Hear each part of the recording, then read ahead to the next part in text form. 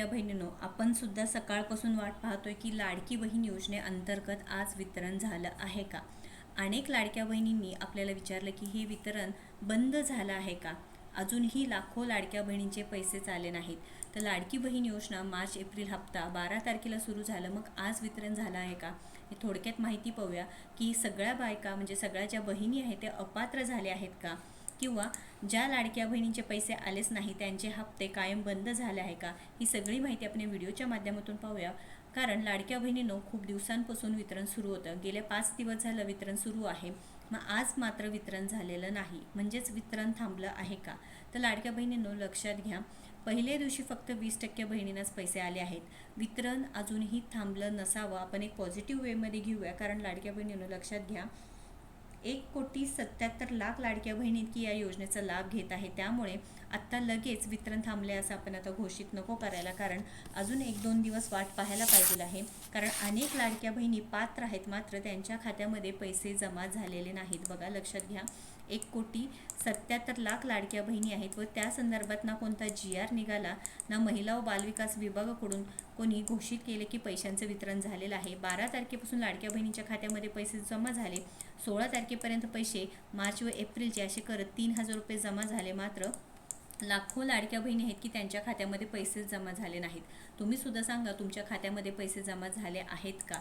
तर 66 लाख बहिणी अपात्र, मग यामध्ये फक्त eKYC नंतरची जी पडताळणी केली त्याच बहिणी आहेत का। तर लक्षात घ्या, 66 लाख लाडक्या बहिणी अपात्र झाल्या आहेत, मात्र कधीपासून 2024 मध्ये जी योजना सुरू झाली तेव्हापासून ते 2026 पर्यंत या लाडक्या बहिणींची अपात्र यादी आहे। नाही की फक्त आत्ता जी फेब्रुवारीमध्ये किंवा मार्च आणि एप्रिलमध्ये जी पडताळणी केलेली आहे त्याची संख्या 66 लाख नाही। त्यामुळे लाडक्या बहिणींनो लक्षात घ्या, सरकारने या संदर्भात एक माहिती देणे गरजेचं आहे। लाडक्या बहिणींचा गोंधळ उडलेला आहे।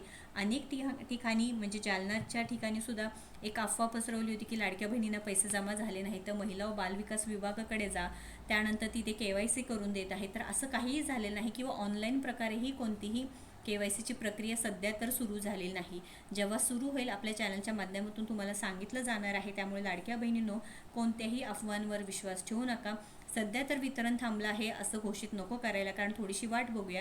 कारण जी यादी आहे ती फार मोठी आहे, 1,77,00,000 लाडक्या बहिणी आहेत व त्या संदर्भात ना कोणता GR निघाला नाही, ना कोणती घोषणा झाली। महिला व बालविकास विभाग मंत्री आदितीताई तटकरे जे प्रत्येक वेळेस एक त्यांच्या सोशल मीडियाच्या माध्यमातून सांगतात की लाडकी बहीण योजनेच्या पैशांचं वितरण सुरू झालं आहे, यावेळेस मात्र कोणतीही घोषणा झाली नाही। त्यामुळे लाडक्या बहिणींना नक्कीच अंधार ठेवला आहे। आपण नक्कीच आपल्या चॅनलच्या माध्यमातून लाडक्या बहिणींसाठी आवाज उठवणार आहात। कारण खूप लाडक्या बहिणी आहेत की फक्त 50% लाडक्या बहिणींच्या खात्यामध्ये पैसे जमा झालेले आहेत। ही योजना का सुरू ठेवायची जर 50% लाडक्या बहिणींना त्यांना अपात्रच करायचं होतं, असं सुद्धा सवाल लाडक्या बहिणींचा आहे। तुमच्या बाबतीतही असं झालं असेल तर नक्कीच कमेंट करा लाडक्या बहिणींनो।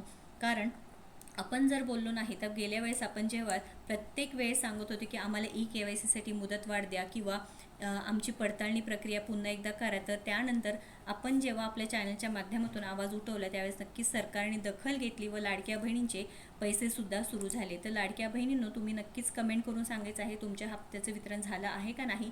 तुमची जर eKYC झाली असेल, तुम्ही पात्र असेल तर 100% तुमच्या खात्यामध्ये पैसे जमा व्हायला पाहिजे आहे।